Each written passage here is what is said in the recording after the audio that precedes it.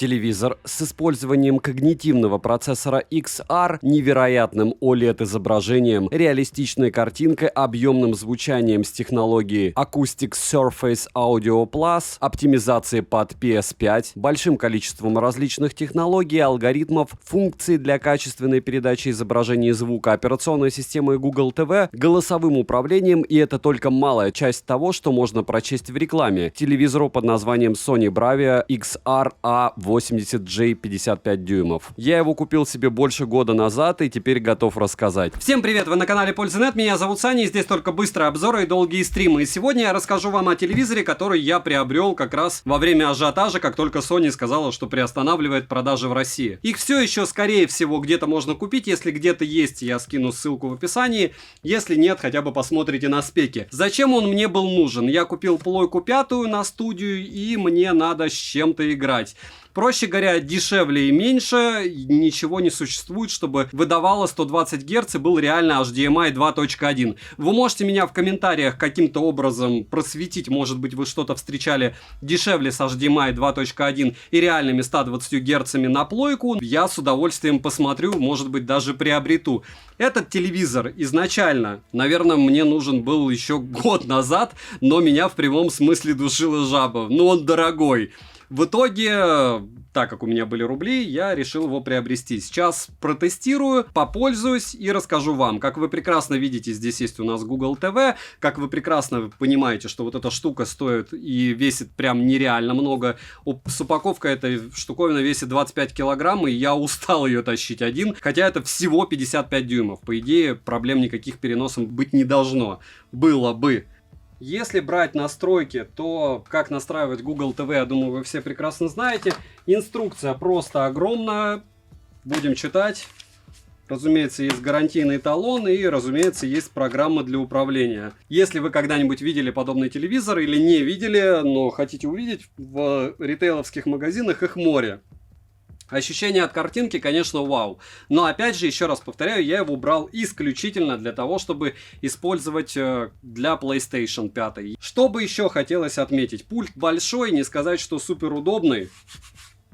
Но Sony это всегда Sony. Смотрим. 7 обзоров в неделю выгружаю, ежемесячно разыгрываю 5 Mi Band в 7 серии за лайк, подписку и комментарий к любому видео. Не забудьте подписаться на телеграм-канал скидок, мой личный телеграм-канал и телеграм-канал взаимопомощи. К слову, там есть перечень устройств по характеристикам с ссылками на мои обзоры. Такой вот мини-DxO Mark по поводу всего: часы, наушники и телефоны. Все розыгрыши 30 числа каждого месяца на стриме. Перейдем же к телевизору. Полетели. Поставляется данная модель в 3 вариантах. Это 55, 65 и 77 дюймов. Дизайн устройства отличный, выглядит телевизор минималистично и очень стильно. Материалы качественные, как и сборка. Рамка металлическая, а подставка выполнена из алюминия. Габариты телевизора без подставки 122 на 71 на 5,3 сантиметра, а вместе с подставкой 122,7 на 73,5 на 33 сантиметра. Вес без подставки 17,8 килограмма. Подставка удобная, ко всему она имеет 3 положения: стандартное, узкое и положение саундбар. Установить телевизор на кронштейн можно, используя крепеж веса 30 на 30 сантиметров. В комплекте, разумеется, идет пульт, он пластиковый и в использовании удобный, так как им можно управлять не только телевизором, но и подключенным к нему устройствами. Пробежимся по всем характеристикам данной модели. По интерфейсам мы имеем гибридный слот для акустической системы S-Center Speaker, вход для наушников на 3,5 мм, 3 USB-порта, слот PC-MCIA,